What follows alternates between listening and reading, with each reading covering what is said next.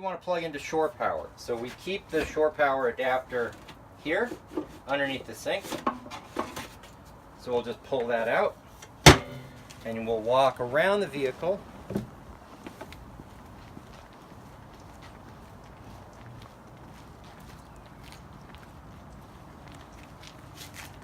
And on this side of the vehicle is where we have all of our plug-ins or water fill-up for the different utilities. This is a shore power plug-in. So you're going to plug this in to your vehicle. It has a twist mechanism so it's secure. And then this just plugs into the shore power of wherever you are. Very simple. This is if you're going to plug in to water off of at a campground, for instance. You're just going to simply turn the hose, plug the hose in, turn it this way, turn the water on, and it'll immediately bypass everything that's in here.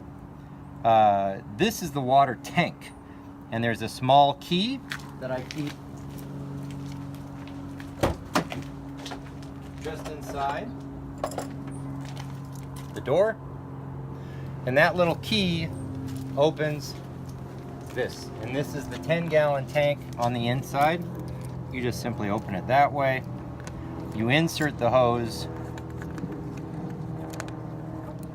This just is direct access into the tank. You fill it up, it'll just start spilling out when it's full, and you just tighten it back up, and that means that you're completely full. And the last part is down here. This is the runoff for your water that comes out of the sink. So when you're driving, you can just put that on, and when you get to your campground, you just open that up, and that's how that works.